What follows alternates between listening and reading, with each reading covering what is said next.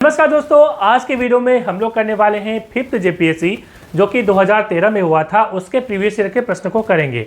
काफ़ी ज़्यादा महत्वपूर्ण होंगे सीडीपीओ के लिए भी, क्योंकि सीडीपीओ की जो सिलेबस है वो 5th जेपीएससी से आप देखेंगे कि मैच करता है काफ़ी। साथ ही साथ 14th जेपीएससी जो आने वाली है उसके लिए भी काफ़ी महत्वपूर्ण है। तो जीएस पेपर 1 करेंगे, बुकलेट नंबर ए जो आया था उसको हम लोग यहाँ पे स्टार्ट करेंगे। इसके बाद इसकी पूरी सीरीज चलेगी। वीडियो को लाइक शेयर जरूर करेंगे ताकि मुझे प्रोत्साहन मिल सके। सबसे पहला सवाल है, देखिए यहाँ पे हम लोग क्या करेंगे ना कि इसको डिस्कस करेंगे, ठीक है, ताकि इससे और क्या सवाल बन सकते हैं उसको हम लोग यहाँ पे टैकल कर सकें। क्योंकि प्रीवियस ईयर आप इसलिए पढ़ते हैं क्योंकि उससे और क्या सवाल बन सकते हैं। तो पहला सवाल क्या है? सवाल है किस ऋषि के बारे में कहा जाता है कि उन्होंने दक्षिण भारत का आर्यीकरण किया, ठीक है, उन्हें आर्य बनाया। तो यहाँ पे सही आंसर हो जाएगा अगस्त ऋषि। अब देखिए यहाँ पे अगस्त ऋषि से एक सवाल हमेशा पूछा जाता है और वह सवाल है कि किसे तमिल साहित्य का जनक कहा जाता है? Who is the father of Tamil literature? तो आंसर इज अगस्त ऋषि, ठीक है। तो अगस्त जो सेज है ये इनके काफी ज्यादा महत्वपूर्ण है तमिल लिटरेचर के संदर्भ में, ठीक है। तो ये जरूर आप याद रखिएगा। नेक्स्ट सवाल की ओर बढ़ेंगे। अगला सवाल है 16 महाजनपद के युग में मथुरा इनमें से किसकी राजधानी है? देखिए 16 महाजनपद आप यहाँ पे देख पा रहे हैं। अब इसमें से जो इंपॉर्टेंट हमारा सवाल पूछा है कि मथुरा इनमें से किसकी राजधानी है, तो आंसर हो जाएगा ऑप्शन डी, सुरसेना। अब यहाँ पे कुछ और भी यहाँ पे आप देख पा रहे हैं कैपिटल्स हैं, ठीक है। तो यदि हम वज्जी की कैपिटल की बात करें तो जो वज्जी है इसके जो कैपिटल है वो वैशाली है, ठीक है, काफ़ी ज़्यादा महत्वपूर्ण है। उसके बाद हम यदि बात करें, ये बिहार में पड़ता है। यदि वत्स की बात करें यूपी में पड़ता है और ये आपका कौशाम्बी है, ठीक है, यूपी में पड़ता है। कौशाम्बी वत्स की कैपिटल है। उसके बाद काशी की कैपिटल काशी ही है, ठीक है। इसके बाद और भी बहुत सारे महाजनपद हैं, जैसे उज्जैन है, ठीक है, वो काफ़ी पुराना महाजनपद में से एक है, तो काफ़ी ज़्यादा महत्वपूर्ण है। उसके बाद मगध आ जाता है, ठीक है, जिसकी राजधानी जो है वो राजगीर है। चलिए हम लोग आगे बढ़ते हैं, अगले सवाल की ओर बढ़ेंगे। अगला सवाल हमारा क्या है? सवाल है बुद्ध ने अपना पहला उपदेश कहाँ दिया था? तो काफ़ी महत्वपूर्ण है, आपको मालूम भी होगा। सही आंसर हो जाएगा सारनाथ। ये सारनाथ यूपी में पड़ता है, उत्तर प्रदेश में पड़ता है, ठीक है। अब देखिए इसके संदर्भ में और भी सवाल पूछे जा सकते हैं। जैसे यदि बुद्ध के जन्म की बात करें तो बुद्ध का जो जन्म है वो लुम्बिनी में हुआ था, ठीक है, लुम्बिनी, जो कि आपको पड़ता है नेपाल में, ठीक है। उसके बाद यहाँ पे जब जन्म हो गया लुम्बिनी में, उसके बाद सवाल ये पूछता है कि बताइए इनको ज्ञान की प्राप्ति कहाँ हुई? तो बोध गया में हुई, ठीक है, गया, बोध गया में। तो बोध गया में ज्ञान की प्राप्ति हुई, इनको नॉलेज मिला, ठीक है। उसके बाद यदि हम बात करें तो एक सवाल पूछता है, ज्ञान हो गया, अब इन्होंने जो है पहला उपदेश भी दे दिया। उसके बाद सवाल पूछता है कि भाई बताओ कि इनको निर्वाण की प्राप्ति कहाँ हुई, इनका जो देहांत हुआ वो कहाँ हुआ? तो वो है आपकी कुशीनगर, ये भी आपको यूपी में पड़ती है, ठीक है। तो कुशीनगर में निर्वाण की प्राप्ति हुई, ये आपको दिमाग में रखना है, ठीक है। तो इतना महत्वपूर्ण है। और काशी तो ऑलरेडी आपको मालूम है कि ये आपके 16 महाजनपद में से एक है। और ये जनपद की हम जब बात करते हैं तो ये आपके बौद्ध के समय में ही ये सारी चर्चाएं होती हैं। अगला सवाल है मौर्य काल में टैक्स को छुपाने के लिए इनमें से क्या दंड दिया जाता था? तो मृत्यु दंड दिया जाता था, ठीक है। तो ऑप्शन ए यहाँ पे मृत्युदंड सही आंसर हो जाएगा। नेक्स्ट सवाल की ओर बढ़ते हैं। अगला सवाल हमारा क्या है?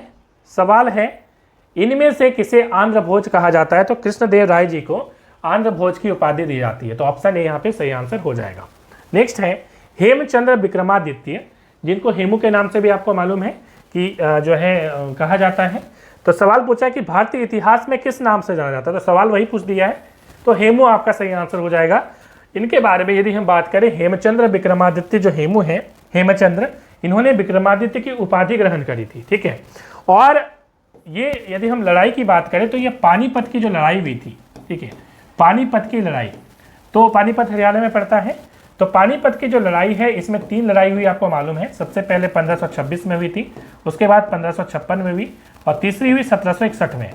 तो ये जो 1556 वाली लड़ाई है, इसमें ये जो लड़ाई है वो हेमचंद्र विक्रमादित्य या यूं कहें हेमू वर्सेस किसकी हुई थी? अकबर के। हेमू वर्सेस अकबर, ठीक है, अकबर के अगेंस्ट में हुई थी, ठीक है। हालांकि अकबर तो काफ़ी उसमें कम उम्र में थे और उनके एक गार्जियन थे, ठीक है। कमेंट करके जरूर बताइएगा कि अकबर जो है किसके गार्जियनशिप के अंडर थे, ठीक है। चलिए तो यहाँ पे हेमू वर्सेस अकबर के बीच में 1526 की लड़ाई हुई थी, ये आपको जरूर याद रखना है। सॉरी 1556 वाली जो दूसरी लड़ाई है, ठीक है। यदि हम पहली लड़ाई की बात करें तो ये आपकी हुई थी बाबर और इब्राहिम लोदी के बीच में, ठीक है। इब्राहिम लोदी आपके दिल्ली सल्तनत में थे और बाबर जो है वो यहाँ पे शासन करना चाह रहे थे और उन्होंने जो है मुगल वंश की स्थापना करी थी। आपको मालूम है बाबर जो है वो पहला राजा यहाँ पे हुआ था। तो ये तो पहली लड़ाई की बात हो गई। तीसरी लड़ाई की बात करें 1761 में, तो ये मराठा वर्सेस अफगान की लड़ाई थी, ठीक है। अफगान की यहाँ पे लड़ाई थी, तो ये काफ़ी ज़्यादा महत्वपूर्ण हो जाता है। चलिए नेक्स्ट सवाल की ओर बढ़ेंगे। अगला सवाल हमारा क्या है? सवाल है इनमें से किस कर व्यवस्था को बंदोबस्त व्यवस्था के नाम से भी जाना जाता है? देखिए बंदोबस्त की जब हम बात करते हैं तो इसको इंग्लिश में बोलते हैं परमानेंट सेटलमेंट। अब ये जो व्यवस्था है इससे बहुत सारे सवाल आते हैं। देखिए परमानेंट सेटलमेंट को सूर्यास्त का नियम भी बोलते हैं, इसको जमींदारी व्यवस्था भी बोलते हैं, ठीक है। तो यहाँ पे ऑप्शन में ये सब नहीं दिया है, तो ऑप्शन में आपका हो जाएगा जब्ती, ठीक है। तो यहाँ पे जब्ती यहाँ पे सही आंसर हो जाएगा। अब देखिए इससे और क्या सवाल पूछा जा सकता है कि परमानेंट सेटलमेंट जो है वो किसने यहाँ पे लागू करा था? तो आपको ये जरूर दिमाग में रखना चाहिए। तो ये कॉर्नवालिस ने लागू किया था। कॉर्नवालिस जो है उसने इसे लागू किया था, जो कि गवर्नर जनरल था, ठीक है। तो ये आपको दिमाग में रखना पड़ेगा 1793 में। हालांकि जो प्रोग्रेस स्टार्ट हो गई थी 1789 से ही स्टार्ट हो गई थी, जिसमें उन्होंने कॉर्नवालिस कोड बनाया था और उसके बाद क्या हुआ था कि पूरी जो ज़मीन है उसकी सर्वेइंग करी गई थी और सर्वे के आधार पर जिसके पास जितनी ज़मीन है उसके अकॉर्डिंग उनको जो है कर की पूरी यहाँ पे जो है बात रखी गई थी कि इतना कर होगा, ठीक है।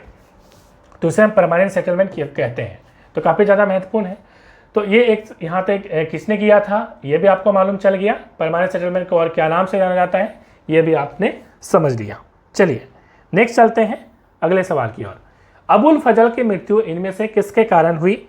तो यहाँ पे अबुल फजल की जो मृत्यु है, जिन्होंने अकबरनामा लिखा था, आपको मालूम है अकबरनामा, अकबर के दरबार के ये नवरत्न में से एक थे। अकबरनामा इन्होंने ही लिखा था, अबुल फजल ने, ठीक है, कवि थे। और इनकी जो मृत्यु हुई वो शहजादा सलीम के कहने पे हुई, ठीक है। इसी ने जो है इनको मरवा दिया, समझिए आप। तो शहजादा जो सलीम है उसका दूसरा जो नाम है वो है जहांगीर, अकबर का बेटा, ठीक है। चलिए नेक्स्ट सवाल की ओर बढ़ेंगे। किस मुगल बादशाह ने तंबाकू के प्रयोग पर निषेध लगाया? देखिए तंबाकू की बात करें तो 1605 ईस्वी में इसे किसने लेके आया था? तो पुर्तगाली जो है उन्होंने इसे लेके आया था। यदि पुर्तगाली की बात करें तो पुर्तगाली ने 1605 में तंबाकू का यहाँ पे स्टार्ट किया, मगर अब देखा गया मुगल बादशाह ने देखा कि तंबाकू से काफ़ी ज़्यादा प्रॉब्लम आ रही है, लोग जो है तंबाकू खा के बीमार पड़ रहे हैं। तो उन्होंने क्या किया कि इसे जो है बंद करवा दिया। तो यहाँ पे सही आंसर हो जाएगा जहांगीर। तो जहांगीर यहाँ का इसका सही आंसर। किस मुगल बादशाह ने तंबाकू के प्रयोग पर प्रतिबंध लगाया? तो यहाँ पे जहांगीर सही आंसर होगा, ठीक है। अब पुर्तगाली से संबंधित और एक सवाल पूछता है कि पहला यूरोपियन कौन है जो कि यहाँ पे भारत में आया? तो वो है पुर्तगाली, ठीक है। कब आया? तो 1498 में वास्को डिगामा, आपको मालूम है कि वो यहाँ पे आया था, जो कि एक नाविक है। तो वो क्या था? पुर्तगाली था, पुर्तगाली नाविक था, ठीक है। तो पहला पुर्तगाली वही आया था यहाँ पे। चलिए नेक्स्ट सवाल की ओर बढ़ते हैं। सवाल हमारा क्या है? 19वां नंबर सवाल देखते हैं क्या है सवाल। प्लीज़ वीडियो को जरूर लाइक कर दीजिएगा ताकि नेक्स्ट वीडियो में बहुत ही जो है हर्षोल्लास के साथ बना सकूं। अगला सवाल है महात्मा गांधी एवं उनके विचारों से प्रभावित होने वाले प्रथम आदिवासी कौन थे? तो यहाँ पे सही आंसर क्या हो जाएगा? जोड़ानांग। ये जोड़ानांग जो है वो नागालैंड के राजनीतिज्ञ थे, ठीक है, वहाँ के पॉलिटिशियन थे। अगला सवाल है यहाँ पे, सवाल है इनमें से किसे फ्रंटियर गांधी के नाम से जाना जाता है? फ्रंटियर गांधी बोलिए या सीमांत गांधी बोलिए, सीमांत, ठीक है। तो बेसिकली आप यदि भारत का मैप बनाएंगे, ठीक है, तो भारत का मैप जब आप बनाते हैं तो ये वाला जो एरिया है, इस एरिया में, ठीक है, ये उस टाइम में हमारा पाकिस्तान है वो भी हमारा ही था। तो इस एरिया में जो है ये जो खान अब्दुल गफ्फार खान है ये काफ़ी ज़्यादा वहाँ पे एक्टिव थे, ठीक है। इन्होंने लाल कुर्ती आंदोलन चलाया था, लाल कुर्ती आंदोलन इन्होंने चलाया था। उसके बाद इन्होंने खुदाए खिदमतकार करके एक आंदोलन चलाया था, एक संस्था ही उन्होंने बना डाली थी और एक आंदोलन उन्होंने चलाया था, ठीक है। तो गांधी जी के वो भक्त भी थे और गांधी जी की जितनी यहाँ पे पॉलिसीज़ थी, जितने आंदोलन थे, वो वहाँ पे अपने हिसाब से चलाते थे। तो एक तो लाल कुर्ती आंदोलन आप ये भी देख लिया आपने, ठीक है। इसके बाद इनका दूसरा नाम और क्या है, तो बच्चा खान भी इनका नाम है, बच्चा खान, और बादशाह खान भी इनका नाम है। तो इतने इतने नाम हैं इनके, ठीक है, बादशाह खान, बादशाह खान, उसके बाद फ्रंटियर गांधी, सीमांत गांधी, ठीक है, इतना आपने देख लिया। चलिए नेक्स्ट सवाल की ओर बढ़ते हैं। सवाल है, कांग्रेस ने पूर्ण स्वराज की घोषणा सबसे पहले कहाँ की थी? तो कांग्रेस ने जो पूर्ण स्वराज की घोषणा है वो सबसे पहले लाहौर में 1929 में जो है वो 1929 में, ठीक है, 1929 में रावी नदी के किनारे की थी, ठीक है, कि हमें पूर्ण स्वराज चाहिए। बेसिकली इसके पीछे की कहानी है, कहानी कुछ इस प्रकार से है कि लाहौर में जो अधिवेशन हो रहा था वो जवाहरलाल नेहरू कर रहे थे, ठीक है। तो यहाँ पे एक सवाल उठा, गांधी जी ने बोला कि एक काम करते हैं हम यहाँ पे, देखिए इस टाइम में क्या हुआ था ना कि एक नेहरू रिपोर्ट जो है वो बनाई गई थी। नेहरू रिपोर्ट जो है ये मोतीलाल नेहरू जो कि जवाहरलाल नेहरू के पिताश्री हैं, फादर हैं, उन्होंने बनाया था। नेहरू रिपोर्ट क्या था? नेहरू रिपोर्ट का मतलब है एक संविधान इन्होंने अपना बनाया था। अंग्रेजों ने क्या बोला ना, अंग्रेजों ने बोला कि भाई तुम लोग जो है अपना संविधान बना नहीं सकते हो, ठीक है, मतलब भारतीयों को ललकारा गया। तो इस तरह से नेहरू रिपोर्ट जो है यहाँ पे बनाई गई कि हम अपना संविधान बना सकते हैं। तो पहला इन्होंने यही बनाया था, नेहरू रिपोर्ट। अब नेहरू रिपोर्ट को यहाँ पे इम्प्लीमेंट करने की बात हुई और गांधी जी ने बोला कि हम जो है डोमिनियन स्टेटस जो है वो मांगेंगे, ठीक है, डोमिनियन स्टेटस मांगेंगे, मतलब पूर्ण स्वतंत्रता नहीं रहेगी, ठीक है, पूर्ण स्वतंत्रता नहीं रहेगी। इसमें क्या होगा कि जो राजनीतिक पार्टी हैं उनको बहुत सारी स्वतंत्रताएं दे दी जाएंगी कि वो अपने हिसाब से कानून यहाँ पे बना सकते हैं, मगर पूर्ण स्वतंत्रता नहीं थी। यहाँ पे नेहरू जी जो कि हम बात कर रहे हैं अभी जवाहरलाल नेहरू जी की, साथ ही साथ चूंकि यहाँ पे जो लाहौर अधिवेशन हो रहा है वो जवाहरलाल नेहरू के अध्यक्षता में हो रही है। अब इस अध्यक्षता में जब लाहौर अधिवेशन चल रहा है तो इसमें सुभाष चंद्र बोस जी और नेहरू जी जो कि समाजवादी थे, सोशलिस्ट थे, ठीक है, कांग्रेस के ही थे, तो उन्होंने बोला कि नहीं, हमें अब पूर्ण आज़ादी चाहिए, ठीक है, पूर्ण स्वराज चाहिए, हमें इससे काम नहीं चलेगा, ठीक है। ये डोमिनियन स्टेटस गांधी जी पुरानी बात हो गई, ठीक है। तो गांधी जी ने बोला कि देखिए हम इनको थोड़ा सा टाइम दे देते हैं, ठीक है, अंग्रेजों को थोड़ा टाइम तो चाहिए। तो बोला गया कि चलिए ठीक है, आप टाइम दीजिए उनको कि हमें जो है स्वराज दिया जाए। तो गांधी जी ने बोला कि ठीक है, और इसमें सुभाष चंद्र बोस नेहरू जी ने बोला कि यदि अंग्रेजों ने हमें नहीं दिया स्वतंत्रता तो आप क्या करेंगे? तो गांधी जी ने बोला कि एक काम करेंगे हम, यदि ऐसा नहीं होता है, अंग्रेज हमें स्वतंत्रता नहीं देते, तो हम यहाँ पे सिविल डिसओबीडिएंट मूवमेंट जो है, सविनय अवज्ञा आंदोलन जो हम चलाएंगे। तो इसी के बाद ये निर्णय लिया गया था। और उसके बाद आपको मालूम है कि 1930 से सिविल डिसओबीडिएंट मूवमेंट जो है, सविनय अवज्ञा आंदोलन जो है स्टार्ट होता है, और वो नमक, जिसे आंदोलन नमक सत्याग्रह भी हम कहते हैं, वो स्टार्ट होती है दांडी नामक स्थान पे जो कि गुजरात में पड़ता है। साबरमती आश्रम से गांधी जी चलते हैं और दांडी नामक जगह पे जो कि समुद्र के किनारे हैं, वहाँ पे समुद्र का नमक जो है वो गर्म करके नमक कानून को तोड़ते हैं वो, क्योंकि नमक पे टैक्स लगा दिया जाता है, इसलिए कानून को तोड़ा जाता है, ठीक है। सविनय अवज्ञा आंदोलन एक ऐसा आंदोलन था जिसमें पहले ही बता दिया जाता था कि हम इस जगह पे, इस तारीख पे, इस समय पे हम जो है फलाना कानून आपका तोड़ने वाले हैं, सविनय तोड़ने वाले हैं, ठीक है। तो ये चीजें थी। तो अब इसमें आपने देखा कि सवाल पूछा कि कांग्रेस ने पूर्ण स्वराज, तो पूर्ण स्वराज की जो है कंसेप्ट जो है वो लाहौर अधिवेशन में आई था। एक सवाल ये और एक पूछता है, ठीक है, तो सवाल और एक पूछ सकता है हालांकि यहाँ पे कि पूर्ण स्वराज में जो यहाँ पे घोषणा करी गई थी कांग्रेस के द्वारा, इसमें अध्यक्षता किसने करी थी? तो पंडित जवाहरलाल नेहरू ने। और एक सवाल पूछता है कि बताओ स्वराज जो है, स्वराज की सबसे पहले संकल्पना है जो अधिवेशन की हम बात करें कांग्रेस की, वो कौन से अधिवेशन में की गई थी? तो ये भी एक सवाल पूछता है, तो उस पर भी डिस्कस कर लेते हैं। देखिए हम बात कर रहे हैं इस पे आगे, हालांकि इसमें सवाल भी जो है मैंने देखा है कि एक सवाल इसमें पूछा भी गया है, तो मैं वहीं पे डिस्कस कर लूँगा, चलिए कोई दिक्कत नहीं है, ताकि आपको वहाँ पे रिलेट मैं करवा पाऊँगा, ठीक है। चलिए नेक्स्ट सवाल की ओर बढ़ते हैं। सवाल है रॉलेट एक्ट लाने का क्या प्रयोजन था? देखिए बेसिकली जो मार्च 1919 है, 1919 में रॉलेट एक्ट लाया गया था, ठीक है। रॉलेट एक्ट एक काला कानून था। काला कानून क्यों था? काला कानून इसलिए था क्योंकि इसमें बिना कोई मतलब कि इंक्वायरी करे हुए, मतलब संदेह के आधार पर किसी भी लोगों को, कोई भी लोग हो, कोई भी क्रांतिकारी हो, कोई भी इंसान हो, उनको गिरफ्तार किया जा सकता था।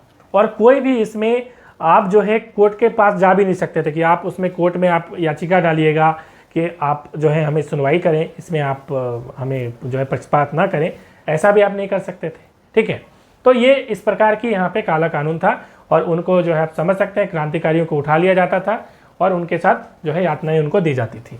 तो ये चीज़ है रॉलेट एक्ट। तो रॉलेट एक्ट का लाने का क्या कारण था, आप समझ गए कि राष्ट्र एवं क्रांतिकारी गतिविधियों पर रोक लगाना। चलिए नेक्स्ट सवाल की ओर बढ़ेंगे। और इसी के बाद आपको मालूम है कि जालियांवाला जो हत्याकांड जो है इसके बाद ही हुआ था, इसी के विरोध में हो रहा था। ठीक है, चलिए नेक्स्ट सवाल की ओर बढ़ते हैं। अगला सवाल हमारा क्या है, सवाल है मौसम बदलने का क्या कारण है। ठीक है, तो आपको मालूम है, देखिए मौसम जब बदलता है ना, तो यहाँ पे मैं बना देता हूँ। देखिए जो हमारा सन है वो कुछ इस जगह पे है। ठीक है, इसे हम हेलियोसेंट्रिक बोलते हैं, हेलियोसेंट्रिक। हेलियोसेंट्रिक, हेलियोसेंट्रिक का मतलब क्या होता है, हेलियो का मतलब होता है सन। सन, सन में हीलियम होता है ना, आपको मालूम है। ठीक है, तो हेलियो का मतलब सन होता है। सन सेंट्रिक मतलब sun is at the centre, sun centre में होगा। ये थ्योरी दिया था कोपरनिकस ने दिया था। ये कोपरनिकस रेनेसां पीरियड से बिलोंग करते हैं। आप याद करिए रेनेसां पीरियड, आपने शायद कभी हिस्ट्री में पढ़ा होगा। तो 13वीं से 17वीं शताब्दी की आसपास की मैं बात कर रहा हूँ। जिस टाइम में बहुत सारे इंपॉर्टेंट जो है लोग हुए, जिसमें आपके एक तो कोपरनिकस थे, उसके बाद इसी समय में जो लियोनार्डो दा विंची जो है, जिन्होंने एक फेमस पेंटिंग बनाई थी जिसका नाम है मोनालिसा, वो भी इसी टाइम के थे। उसके बाद यदि बात करें तो आपके जो रेनेसां पीरियड में और भी पुनर्जागरण काल जिसे हम कहते हैं, यूरोप में पुनर्जागरण काल, इसी पीरियड में जो है आपके शेक्सपियर भी हुआ करते थे। ठीक है, तो ये इंपॉर्टेंट नाम है। तो यहाँ पे क्या हुआ कि कोपरनिकस ने एक थ्योरी दी कि भाई सन जो है सेंटर में होता है। अब देखिए, और आपको ये मालूम है कि जो अर्थ है ये सन के चारों ओर घूमता है। तो सन के चारों ओर जो घूमता है ये 23.5 डिग्री झुका हुआ है। यदि हम बात करें अर्थ की, तो अर्थ अपना एक्सिस में 23.5 डिग्री जो है वो झुका हुआ है। जैसे कि मान लीजिए ये सन का, यदि आप नॉर्थ पोल साउथ पोल बोलते हैं, तो ये जो है ये 23.5 डिग्री जो है ऐसे करके झुक के ये चलेगा। देख रहे हैं ना, ये सीधा नहीं चल रहा है, ये इसका सीधा है, मगर ये ऐसे झुक के ऐसे चलता है। तो ये झुक के चलने के कारण क्या होता है कि यदि हम सोलर लाइट यहाँ पे पड़ेगा ना, तो जो सोलर लाइट पड़ता है वो इस रीजन में और इस रीजन में आपके कम पड़ते हैं। और जब ये घूमती है इस तरह से, तो इस घूमने के कारण और इस एक्सिस के कारण, अपने एक्सिस में झुकाव के कारण क्या होता है कि यहाँ पे मौसम जो है वो बदलता रहता है, ऋतुएं बदलती हैं, सीजन्स चेंज होते हैं। तो वही चीज़ यहाँ पे पूछा है। तो यहाँ पे ऑप्शन देख लीजिए, वैसा कोई ऑप्शन, तो पृथ्वी का सूर्य के चारों चक्कर लगाना, वह अपने अक्ष पर झुका होना। हाँ, ये सही है। ठीक है, तो अक्ष पर एक तो झुका हुआ है और पृथ्वी जो है चारों ओर घूम रही है। ध्यान से समझिएगा, इसी से ऋतु परिवर्तन होता है। और यहाँ पे जो पहला ऑप्शन है, मतलब अपनी धुरी पर घूमना, अपनी धुरी पर एक्सिस पे जो घूमती है उससे दिन रात होती है। ठीक है, जैसे मान लीजिए यहाँ पे सन है और ये जो है अपने एक्सिस पे ऐसे घूम रही है।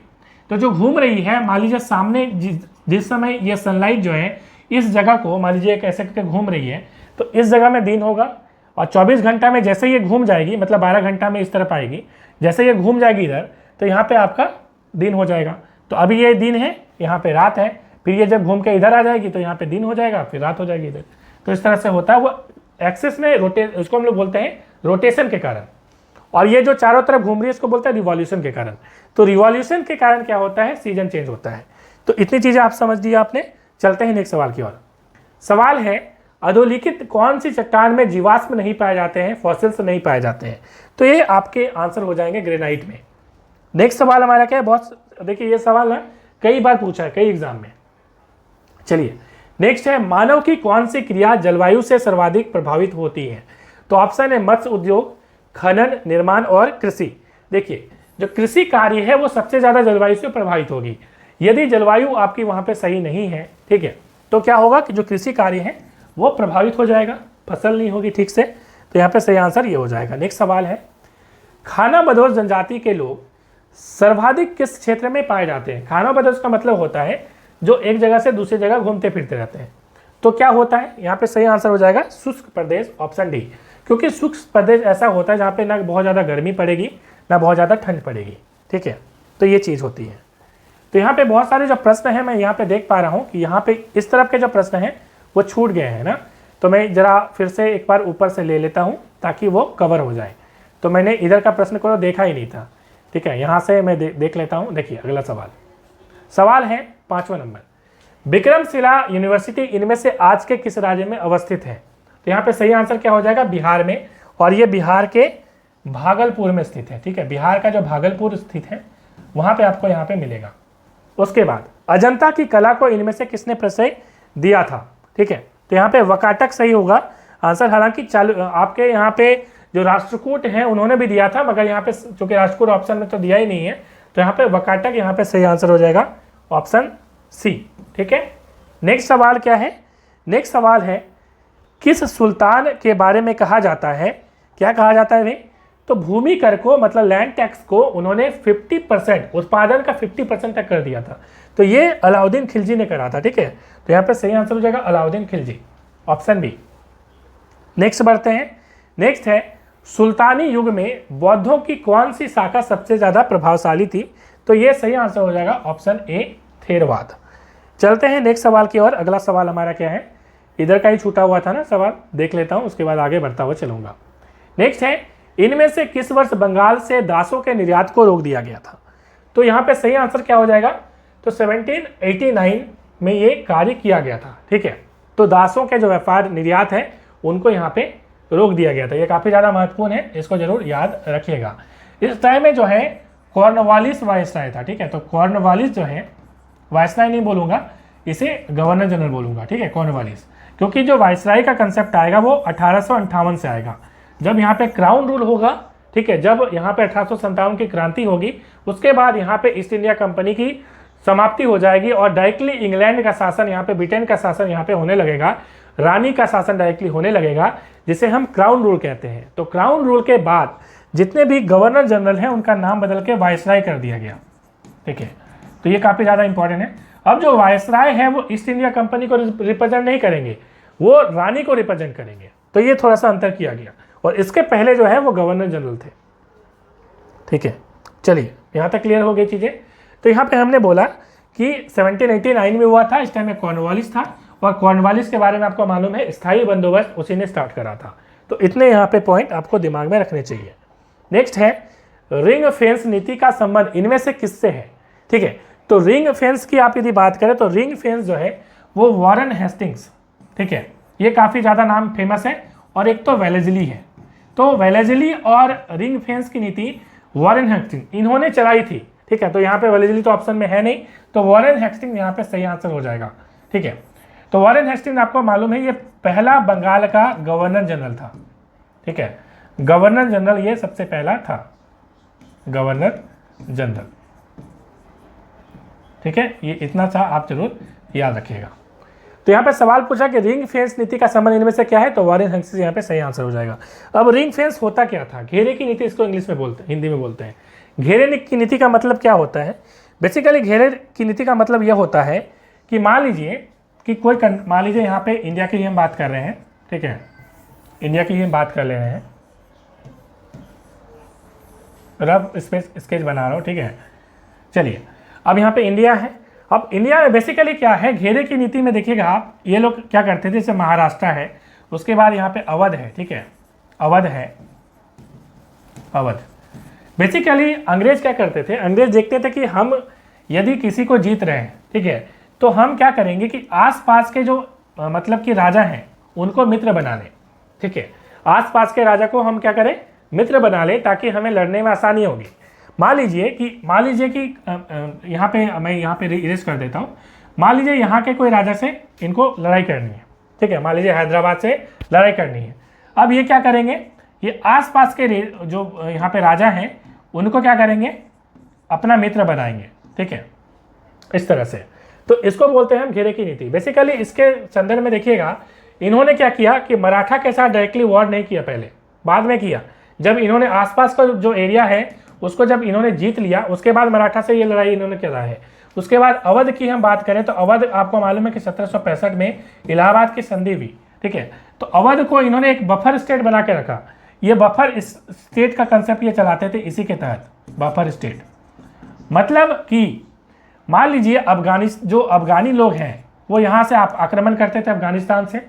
ठीक है, और काफ़ी ज़्यादा क्रूर होते थे। तो अंग्रेज क्या किया उन्होंने कि अवध को डायरेक्टली जो है उनको मतलब मार के उसने जो है उसमें अपनी ब्रिटेन ने अपनी जो है राजशाही वहाँ पे स्थापित नहीं करी। ठीक है, अपनी वहाँ पे मतलब कि एक तरह से शासन व्यवस्था को फ्रीली नहीं चलाया। मतलब फ्रीली का मतलब आप समझ पा रहे हैं कि उनको हटाया नहीं, परोक्ष रूप से चलाया, ठीक है। तो ये चीज़ हुई, क्यों? क्योंकि यदि यहाँ से मान लीजिए अटैक होता है पहले अफगानिस्तान से, तो क्या होगा, यहाँ पे पहले अटैक होगा, ठीक है, तब तक इनको जो है पता चल जाएगा अंग्रेजों को, तो एक तरह का बफर स्टेट काम ये करेगा, ठीक है, ये चीज़ होती थी। और बेसिकली इन्होंने एक सहायक संधि चला ली थी, सब्सिडरी पॉलिसीज को बोलते हैं सहायक संधि। और इसके तहत क्या होता था, जैसे कि मान लीजिए इन्होंने इसको बफर स्टेट बनाया, जैसे अवध को इन्होंने बफर स्टेट बनाया, तो इसके तहत ये क्या करते थे कि अवध में एक सेना भेज देते थे ये, ठीक है, और इस सेना का पूरा जो खर्च है वो अवध को, मतलब जिस राज्य ने सहायक संधि स्वीकार करी होगी उनको उठाना पड़ता था, ठीक है। तो इससे अंग्रेज तो मालामाल हो रहे हैं, एक तो पैसा भी मिल रहा है, उनकी मतलब की व्यवस्था में वो हस्तक्षेप भी कर रहे हैं, बफर स्टेट का भी काम हो रहा है। तो इतनी चीज़ें यहाँ पे होती थी, इसी को हम लोग जो है रिंग फेंस की नीति कहते हैं। तो ये वॉरेन हेस्टिंग्स ने चलाया था, ये काफ़ी ज़्यादा महत्वपूर्ण है। चलिए नेक्स्ट सवाल है, the age of consent act किस वर्ष पारित हुआ था? तो ये सवाल पूछा गया है, यहाँ पे सही आंसर हो जाएगा 1891 में, ठीक है। और ये इसमें क्या होता था कि 12 वर्ष से कम आयु के बच्चे को यहाँ पे जो है विवाह करने के लिए नहीं दिया जाता था, ठीक है। तो उसी का है the age of consent act. चलिए नेक्स्ट हमारा क्या है, public works department, PWD, civil वाले समझते होंगे ज़्यादा, ठीक है, जो रोड वगैरह बनता है। तो PWD डिपार्टमेंट है, उन्होंने ये किसने बनाया था जानते हैं? ये डलहौजी ने बनाया था, ऑप्शन ए। तो डलहौजी ने काफ़ी चीज़ें की है। डलहौजी ने हड़प नीति चलाया है, हड़प नीति। हड़प नीति क्या है? हड़प नीति का मतलब है कि इन्होंने जैसे जो झांसी है, मान लीजिए एक झांसी का मैं एग्जाम्पल दे रहा हूँ, तो इन्होंने क्या किया कि बहुत सारे जो झांसी की रानी के अपना पुत्र नहीं था, दत्तक पुत्र था, ठीक है, अडॉप्टेड था। तो बेसिकली इन्होंने एक कानून बनाया कि यदि किसी राजा रानी का यदि अपना पुत्र नहीं है तो वो जो राज्य है वो अंग्रेज उसको हड़प लेंगे, अंग्रेज के अधिकार में वो चला जाएगा। तो इसी को कहते हैं हड़प नीति, ठीक है। तो ये डलहौजी ने चलाया था। एक तो यहाँ से एग्जाम में सवाल पूछ सकता है, PWD वाला पूछ दिया है तो डलहौजी हो जाएगा। उसके बाद रेल इसी ने लाया था, डलहौजी ने ही रेल लाया था। तार जो है यहाँ पे बेतार जो है इन्होंने ही लाया था, ठीक है। तो इतना यहाँ पे सवाल, डाक सेवा इन्होंने चलाया था, तो इतना सवाल यहाँ से बन जाता है। नेक्स्ट सवाल हमारा क्या है, ब्रिटिश संसद के सदस्य के रूप में, ठीक है, चुने जाने वाले प्रथम भारतीय कौन थे? तो दादा भाई नौरोजी थे। काफ़ी ज़्यादा महत्वपूर्ण है। देखिए दादा भाई नौरोजी काफ़ी ज़्यादा महत्वपूर्ण है क्योंकि दादा भाई नौरोजी को हम लोग grand old man of India कहते हैं, grand old man of India. एक तो यहाँ से सवाल बन सकता है, ठीक है। उन्होंने एक बुक लिखी थी, poverty and un British rule in India, ऐसे करके लिखा था उन्होंने। मुझे पूरा एक्चुअल में याद नहीं आ रहा, थोड़ा गूगल कर लीजिएगा, ठीक है। Poverty and un British rule in India, इस तरह से उन्होंने बुक एक लिखी थी। और इसी में उन्होंने जो है, जिसे हम कहते हैं धन की निकासी का सिद्धांत, धन की निकासी का सिद्धांत जो है उन्होंने दिया था। मतलब आपके धन की निकासी का सिद्धांत मतलब कि वेल्थ ड्रॉन जो होता है, यहाँ से जो धन है, यहाँ से जो रिसोर्सेज हैं वो अंग्रेज लेके दूसरे जगह चले जा रहे हैं, अपने देश में चले जा रहे हैं, कच्चा माल लेके चले जा रहे हैं, वहाँ से प्रोडक्ट बना के हम ही को बेच रहे हैं, ठीक है। तो यहाँ से जो रिसोर्सेज लेके जा रहे हैं, इसे धन की निकासी उन्होंने कहा। और ये बातें दादा भाई नौरोजी ने ही कही थी। तो यहाँ से इतना इंपॉर्टेंट सवाल बनता है। और भी सवाल इंपॉर्टेंट बनता है यहाँ से, दादा भाई नौरोजी 1896 में कांग्रेस के अध्यक्ष बने थे, 1896 में पहली बार। उसके बाद आप देखेंगे 1893 में बने थे, उसके बाद 1906 में बने थे, ठीक है। 1896 वाला जो है ये इनका जो है कोलकाता में अधिवेशन हुआ था, कोलकाता में। लास्ट वाला भी कोलकाता में अधिवेशन हुआ था, ठीक है। और उसके बाद ये वाला लाहौर में अधिवेशन हुआ था, ठीक है। तो इतना इंपॉर्टेंट है। और ये जो 1906 वाला कोलकाता में अधिवेशन हुआ था, इसमें इन्होंने सबसे पहले स्वराज टर्म को जो है यहाँ पे लाया गया था, इन्हीं के द्वारा, दादा भाई नौरोजी के द्वारा, स्वराज। तो देखिएगा जब हम 1929 की बात कर रहे थे, 1929 की हम जब बात कर रहे थे, वहाँ पे आया था पूर्ण स्वराज, ठीक है। तो पूर्ण स्वराज की हम जब बात करते हैं तो वो हो जाएगा 1929 वाला अधिवेशन, जो कि कहाँ हुआ था? लाहौर में हुआ था। और इसके अध्यक्ष कौन थे? जवाहरलाल नेहरू थे।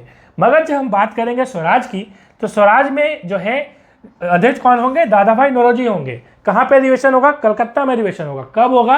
1906 में होगा। तो इतनी सारी चीज़ें यहाँ से इंपॉर्टेंट हो जाती है। नेक्स्ट सवाल की ओर बढ़ेंगे। अगला सवाल हमारा क्या है, चलिए, तो यहाँ पे ये तो आंसर हो गया था ना। नेक्स्ट सवाल की ओर बढ़ते हैं। नेक्स्ट सवाल हमारा क्या है देखिए, सवाल है मुजफ्फरपुर बम कांड, काफ़ी ज़्यादा इंपॉर्टेंट है, किसके हाथ में है? ठीक है, तो यहाँ पे सही आंसर हो जाएगा प्रफुल्ल चाकी। देखिए, मुजफ्फरपुर बम कांड क्या है, यहाँ पे एक किंग्सफोर्ड नाम के जज थे, किंग्सफोर्ड, जो कि मुजफ्फरपुर के ही जज थे, किंग्सफोर्ड नाम था उनका। तो उन पे जो है उनको बम से उड़ाने की प्लानिंग बनाई गई। प्रफुल्ल चाकी और इसमें खुदीराम बोस, ये दो इंपॉर्टेंट व्यक्ति थे जिन्होंने ये प्लान बनाया, खुदीराम बोस, क्योंकि ये जो जज है ना, ये न्याय नहीं करता था लोगों के साथ, ठीक है, खासकर इंडियन के साथ, तो इसलिए इनको उड़ाने के प्लान हुआ। हालांकि जो बम फेंका गया इन पे नहीं फेंका जा सका, वो गलत गाड़ी में इन्होंने बम रख दिया था, ठीक है, तो वो दूसरी गाड़ी में चले गए थे, तो उसमें महिलाएं जो हैं, वो ब्रिटेन की महिलाएं जो है उसमें मारी गई थी। खैर, अब देखिए इसमें बेसिकली क्या है, यहाँ से बहुत सारे एग्जाम में सवाल पूछ सकता है। तो एक अनुशीलन समिति है, अनुशीलन समिति, इसके जो हेड हैं वो है बारिंद्र घोष। बारिंद्र घोष, इन्होंने जो है अनुशीलन समिति का निर्माण करा था।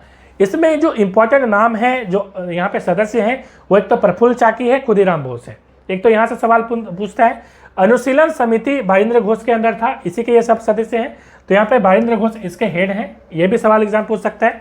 उसके बाद इसका जो बम बनाने का जो फैक्ट्री है वो मानिकतला, जो कि कलकत्ता में पड़ता है, मानिकतला, वहाँ पे था। तो यहाँ से एक सवाल तो यहाँ से ये भी बनता है, ठीक है। तो इतनी चीज़ें आपको दिमाग में रखनी है। चलिए नेक्स्ट सवाल की ओर बढ़ेंगे। सवाल हमारा क्या है, सवाल है इनमें से किसका संबंध सनातन आदिवासी महासभा से है? तो ये तो सभी जानते हैं, थेवले उरांव, इसके बारे में तो हमने डिटेल में वीडियो भी बना हुआ है, जाके देख सकते हैं। झारखंड जीके का प्लेलिस्ट में कोशिश करूंगा कि उसके लिंक मैं डिस्क्रिप्शन में डाल दूं। चलिए नेक्स्ट सवाल हमारा क्या है, इनमें से कौन 1930 के दशक में किसान आंदोलन से सक्रिय हुए? देखिए, किसान आंदोलन की जब हम बात करते हैं तो स्वामी सहजानंद, बेसिकली अखिल भारतीय किसान सभा, ठीक है, अखिल भारतीय किसान सभा, ठीक है, इसका गठन जो है वो एन.जी. रंगा और स्वामी सहजानंद सरस्वती, एन.जी. रंगा, ठीक है, एन.जी. रंगा और स्वामी सहजानंद सरस्वती ने करी थी, ठीक है।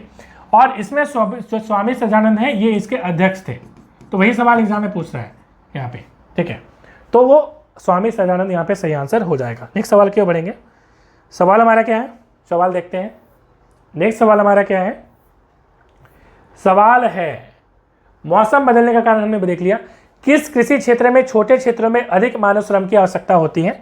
तो ये तो प्राच्य खेती होगी, मतलब पुरानी टेक्निक वाली जो खेती होती है। तो बेसिकली जो कन्वेंशनल खेती होती है ना, उसमें क्या होता है कि कोई नए औजार यूज नहीं किए जाते हैं, ना ही हेवी यील्डिंग सीड का यूज़ किया जाता है, ना ही ट्रैक्टर का यूज़, ना इरिगेशन की कोई हाई टेक्निक यूज़ हो जाती है, ठीक है, ये सब नहीं होती है। तो उस कंडीशन में क्या होगा कि वहाँ पे जो है अधिक मानव श्रम की आवश्यकता होगी, लोग ज़्यादा लगाने पड़ेंगे, क्योंकि आप यदि मान लीजिए कि हल से काम कर रहे हैं तो आपको ज़्यादा आदमी की जरूरत होगी। आप यदि एक ट्रैक्टर से आप पूरा जुताई कर दे रहे हैं तो कम आदमी लगेगा, तो ये चीज़ होती है, ठीक है।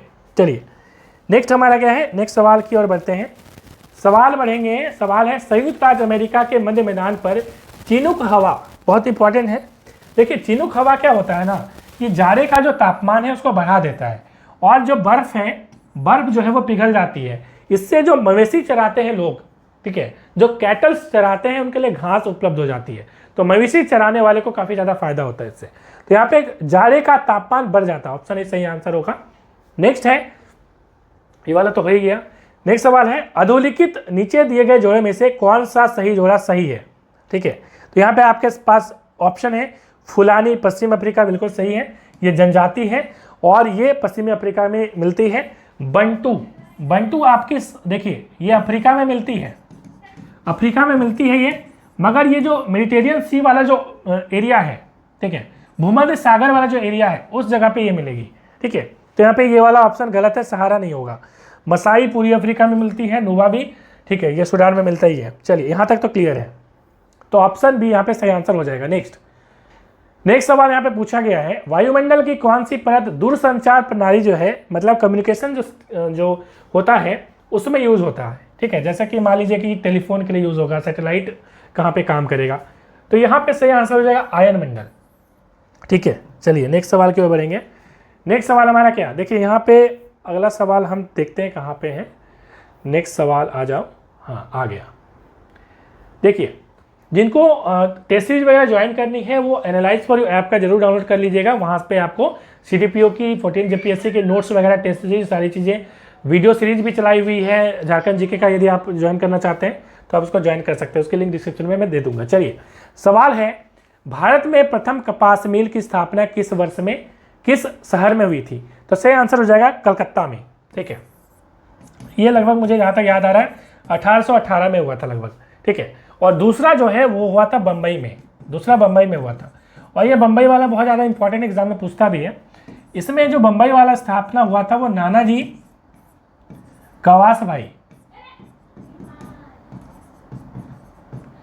ठीक है, डाबर, इन्होंने जो है ये किया था, ठीक है। काफ़ी ज़्यादा इंपॉर्टेंट है, तो ये काफ़ी ज़्यादा इंपॉर्टेंट है, वो दूसरा वाला होगा, मगर पहला तो कलकत्ता में हुआ था। नेक्स्ट हमारा क्या है, नेक्स्ट है दंडकारण्य भारत के किस भाग में स्थित है? तो ये पूर्वी भाग में स्थित है और ये आंध्र प्रदेश उड़ीसा वाला जो रीजन है ना, वहीं पे आपको स्थित है। वहाँ पे काफ़ी ज़्यादा पर्वत जंगल वगैरह मिलता है। चलिए हमारा नेक्स्ट सवाल क्या है, सवाल है उच्चावच दिखाने का सबसे सही तरीका क्या है? तो समोच्च रेखा जो है इसका सही तरीका है, ज्योग्राफी का क्वेश्चन है। नेक्स्ट है सुनामी की उत्पत्ति किसके द्वारा होती है? तो सुनामी महासागर में जो भूकंप आता है उसी से होती है, ठीक है। तो यहाँ पे ऑप्शन सी सही आंसर हो जाएगा। नेक्स्ट बढ़ते हैं, नेक्स्ट हमारा सवाल क्या है, चलिए नेक्स्ट सवाल की ओर बढ़ेंगे। इंग्लिश वाला हो गया, इधर में और सवाल मिलेंगे आपको, उसको हम लोग करते हैं। चलिए सवाल आ जाए भाई, सवाल आ जाओ।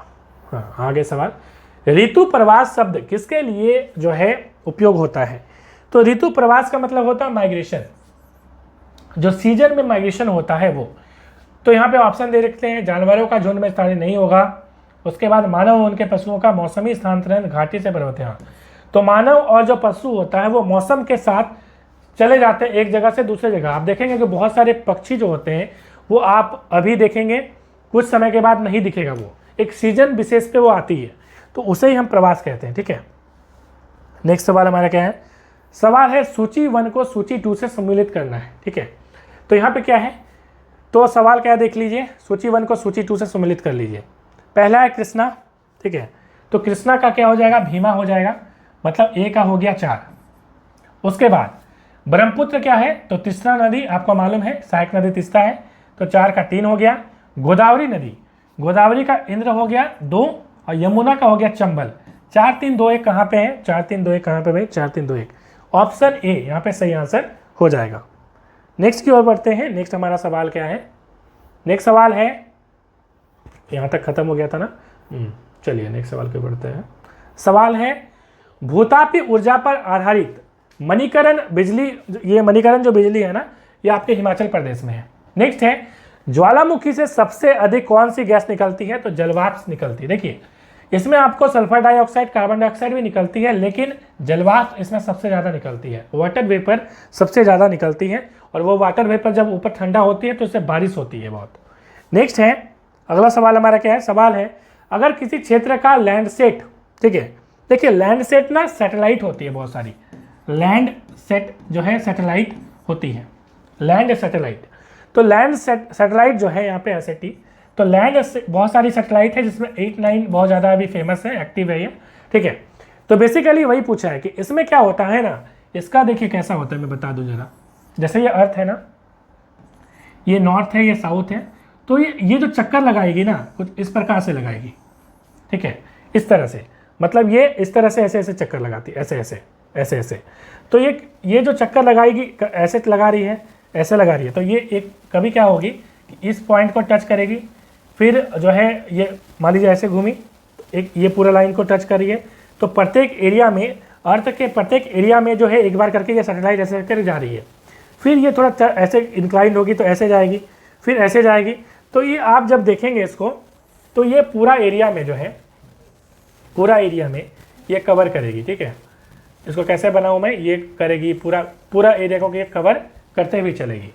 तो इसमें सवाल ये पूछा गया है, सवाल पूछा गया कि अगर किसी इसमें क्या होता है ना कि इसका यूज़ जो किया जाता है बहुत कारण से, इसके जो लेंस होते हैं, इसके जो कैमरा होते हैं वो काफ़ी पावरफुल होते हैं, जो हमें आंखों से नहीं दिखती उसको भी ये कैप्चर कर लेता है, ठीक है।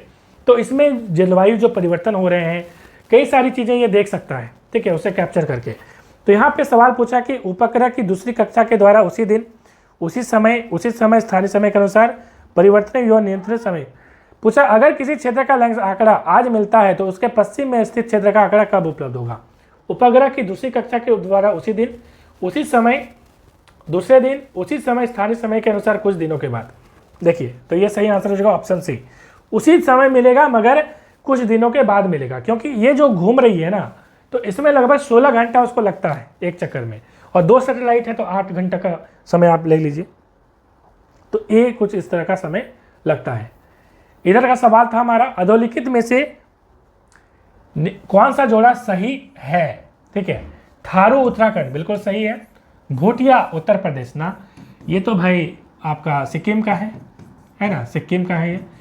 ऐसे भूटिया आप ऐसे समझते हैं ना, भूटिया भूटान से बिलोंग करते हैं लोग, तो सिक्किम वही बगल में है, भूटान के बगल में सिक्किम होगा।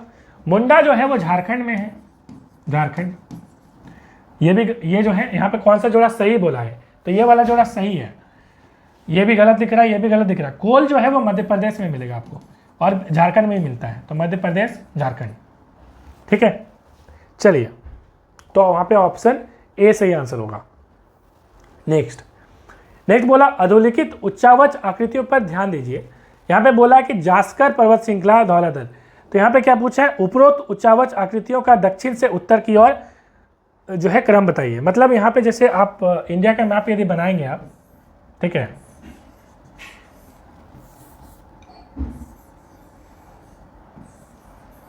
मान लीजिए तो उत्तर से दक्षिण की ओर, तो ये उत्तर है, ये दक्षिण, दक्षिण से उत्तर बोला कि उत्तर से दक्षिण, देख लीजिए दक्षिण से उत्तर मतलब दक्षिण से उत्तर मतलब इधर से ऊपर की ओर बताना है, ठीक है।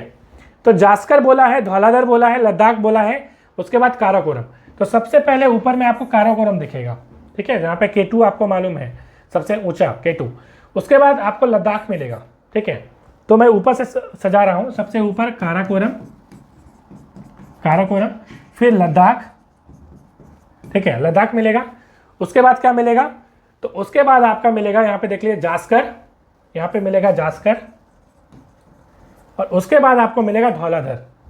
तो ये कश्मीर में आपको यहाँ पे धौलाधर मिलता है, धौलाधर। तो सबसे पहले धौलाधर यहाँ पे देख लीजिए आप, तो धौलाधर मतलब पहले सबसे पहले नीचे से ऊपर जाएंगे ना, दक्षिण से उत्तर की ओर, तो पहले आपको धौलाधर मिलेगा, फिर जास्कर मिलेगा, फिर लद्दाख, फिर काराकोरम। तो धौलाधर का मतलब 2, जास्कर का मतलब 1, 2, 1 कूट बना रहा हूँ मैं। उसके बाद लद्दाख का मतलब क्या, लद्दाख कहाँ पे 3, उसके बाद काराकोरम कहाँ पे 4, 2, 1, 3, 4 कहाँ पे 2, 1, 3, 4। ऑप्शन ए यहाँ पे सही आंसर हो जाएगा, ठीक है। अगला सवाल, यूएसए की बृहद झीलों का पूर्व से पश्चिम की ओर सही क्रम क्या है।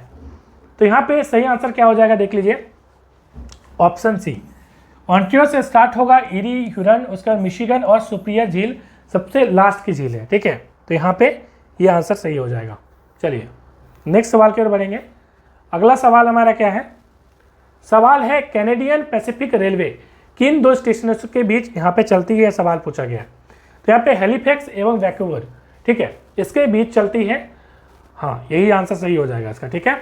नेक्स्ट है काजीरंगा किसके लिए फेमस है, तो एक सिंग वाला गेंडा के लिए, राइनोसेरस के लिए फेमस है। नेक्स्ट क्या है, चलिए नेक्स्ट सवाल है सूची 1 को सूची 1 से आपको मिलाना है, ठीक है, और कूट का प्रयोग करना है। देखिए गल्फ स्ट्रीम, तो गल्फ स्ट्रीम जो है गर्म स्ट्रीम है, गर्म धारा है, 4 नंबर, तो ए का 4 हो गया।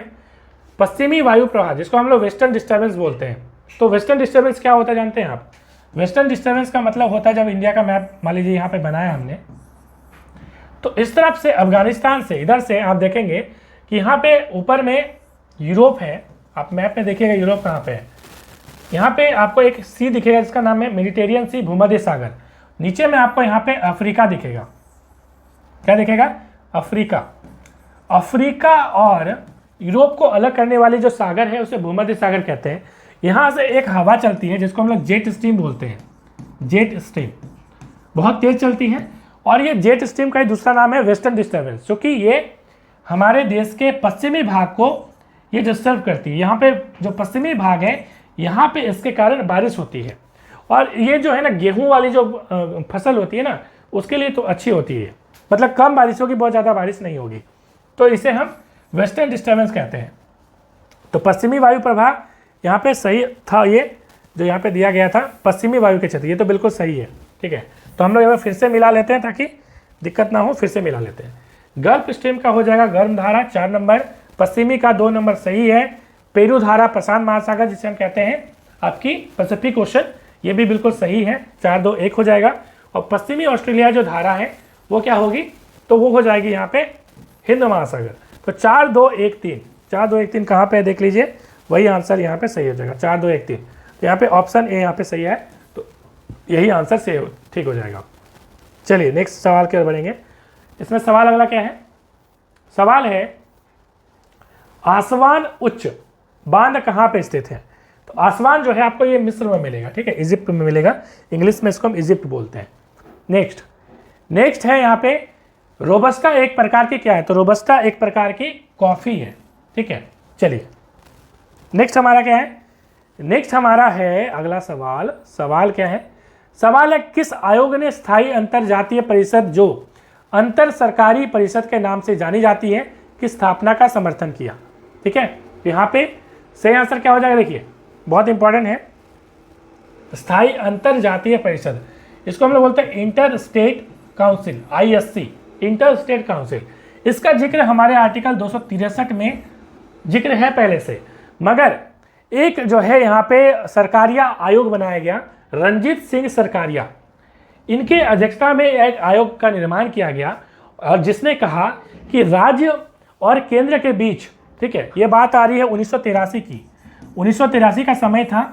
उस टाइम में क्या हुआ ना कि आपको मालूम है कि जनता दल की सरकार की हम बात कर रहे हैं, काफ़ी मतलब कि इसमें क्या हुआ कि स्टेट में काफ़ी पावरफुल सरकारें बनने लगी, तो स्टेट और राज्य का जो संबंध है कांग्रेस बहुत वीक होने लगा। ठीक है, क्योंकि इसके पहले जो आपको मालूम है कि इंदिरा गांधी के समय में इमरजेंसी लगाया गया था, तो स्टेट जो है, स्टेट की जो सरकारें हैं, जो रीजनल पार्टी है, वो काफ़ी ज़्यादा पावरफुल होने लगी, जिसके कारण जो स्टेट है वो काफ़ी ज़्यादा पावरफुल होने लगा, तो स्टेट और सेंटर में टेंशन ज़्यादा क्रिएट होने लगे। तो इसमें जो है एक जो है कमीशन बनाई गई, सरकारिया आयोग, और इन्होंने कहा कि सेंटर और स्टेट के बीच जो रिलेशन है उसके लिए एक काउंसिल बनाना चाहिए, एक इंटर स्टेट काउंसिल बनाना चाहिए, अंतर्राज्यीय परिषद बनाना चाहिए। तो यहाँ पर सही आंसर होगा सरकारिया आयोग। ठीक है, तो और 1983 का समय है, आर्टिकल 263 में इसका जिक्र है, तो इतना तो आपको जरूर दिमाग में रखना पड़ेगा। नेक्स्ट है भारत का राष्ट्रपति अपना त्यागपत्र किसको सौंपता है।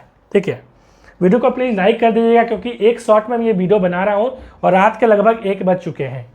सवाल है भारत का राष्ट्रपति अपना त्यागपत्र किसको सौंपता है, तो उपराष्ट्रपति को सौंपता है। ठीक है, अपना जो त्यागपत्र है, आपको मालूम है कि राष्ट्रपति का कोई फिक्स तो टेन्योर होता नहीं है, लेकिन जनरली 5 साल तक वो रहते हैं, और उसके बाद यदि बीच में ही उनको यदि इस्तीफा वगैरह देना है तो वो उपराष्ट्रपति को देंगे। और इनको ये शपथ ग्रहण कौन करवाता है, तो आपको मालूम है कि जो मुख्य न्यायाधीश होते हैं सुप्रीम कोर्ट के, ठीक है, CJI, chief justice of India, CJI, अभी DY चंद्रचूड़ जी हैं, तो CJI जो है वो राष्ट्रपति को शपथ दिलाते हैं। ठीक है, चलिए नेक्स्ट बढ़ते हैं, अगला सवाल, स्वतंत्रता के अधिकार के भाग के रूप में, देखिए स्वतंत्रता के अधिकार की हम जब बात कर रहे हैं तो यहाँ पे आर्टिकल 19 बहुत इंपॉर्टेंट हो जाएगा। आर्टिकल 19 में 6 अधिकार हैं, उसी के बारे में सवाल पूछता है कि निम्नलिखित में से कौन सा बिना हथियार के शांतिपूर्ण ढंग से इकट्ठा होने की स्वतंत्रता के अंतर्गत नहीं है। देखिए आर्टिकल 19 में 6 अधिकार दिए गए हैं, जिसमें सबसे पहला आर्टिकल 19(1) का जो ए है वो फ्रीडम ऑफ स्पीच और एक्सप्रेशन की बात करता है कि भाई आप अपनी बात को रख सकते हैं, ये आर्टिकल 19(1) का ए में कहता है। बी कहता है, देखिए बहुत इंपॉर्टेंट चीज़ है यहाँ पे, इसमें 6 अधिकार जैसे दिया गया है, तो सबसे पहले क्या होगा कि आप अपनी बात रख सकते हैं। ठीक है, उसके बाद आप मीटिंग कर सकते हैं, उसके बाद आप एक कोई संस्था का गठन कर सकते हैं, तीसरी चीज़, उसके बाद आपने गठन कर लिया तो आप कहीं घूमने भी जा सकते हैं, मतलब ये स्वतंत्रता है, कहीं भी आप घूम सकते हैं। ठीक है, उसके बाद आप कहीं रह सकते हैं और अंतिम में आप कहीं भी रोजगार प्राप्त कर सकते हैं। ये 6 अधिकार हैं जो आर्टिकल 19 में आता है, ठीक है, 1B, C, D ऐसे करके F तक। तो यहाँ पे सवाल पूछा गया कि कौन सा नहीं आता है, ठीक है, तो देख लेते हैं। घेराव अफसर जो अपना कर्तव्य नहीं, आप अफसर का घेराव नहीं कर सकते, ठीक है, ये स्वतंत्रता आपकी नहीं है कि कोई अफसर काम नहीं कर रहा है तो आप करेंगे, ऐसा नहीं कर सकते आप। तो ये वाला सही नहीं है, बाकी वाला सही है, ठीक है। शांतिपूर्ण इकट्ठा होना, ठीक है, ये बिल्कुल सही है। 31 जन का जिसको अधिकार नहीं, ये बिल्कुल सही है। ये तो आर्टिकल 19(1) का बी में ही लिखा हुआ है, ठीक है। इस अधिकार के अभ्यास पर राज्य कानून, हाँ, कानून बनाकर प्रतिबंध लगाया जा सकता है। मतलब कि आपके पास ये अधिकार है कि आप एकत्र हो सकते हैं कहीं पे, ठीक है, या आपके पास ये सारे अधिकार हैं कि आप कहीं पे रह सकते हैं, मगर सरकार कानून बना सकती है इस पर। जैसे हम यदि कश्मीर की बात करें तो पहले कश्मीर में रहने नहीं दिया जाता था। अभी भी बहुत सारे स्टेट है जो कि नॉर्थ ईस्ट वाले स्टेट है, वहाँ पे आप घर खरीद के नहीं रह सकते, ठीक है। तो इस प्रकार के जो नियम है वो सरकार इसको बांध सकती है, मतलब आर्टिकल 19 पे उसको रेस्ट्रिक्ट किया जा सकता है।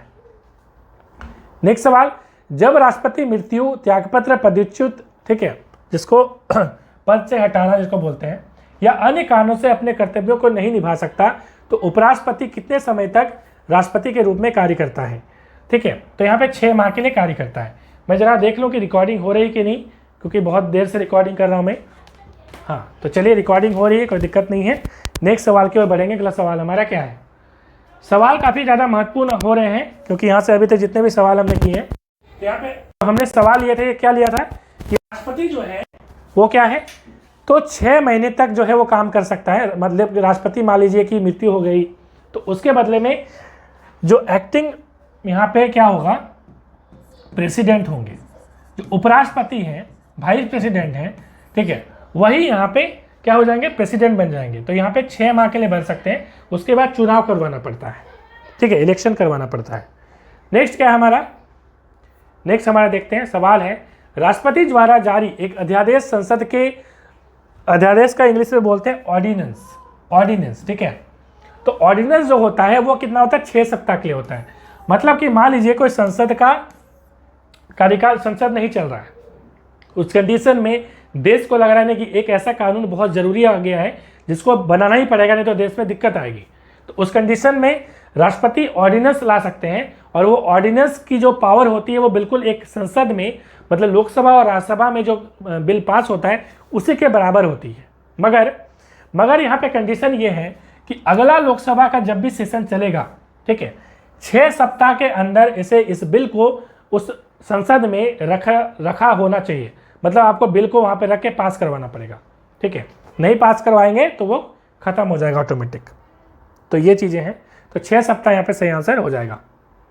नेक्स्ट, विधि आयोग, लॉ कमीशन जिसको बोलते हैं, किस अध्यक्ष ने अपनी रिपोर्ट में समर्थन किया है कि प्रत्येक उच्च न्यायालय के 1/3 न्यायाधीश दूसरे राज्य से होने चाहिए। मतलब मान लीजिए एक टोटल न्यायाधीश है, ठीक है, 33, तो 1/3 मतलब कितना हो जाएगा, 11।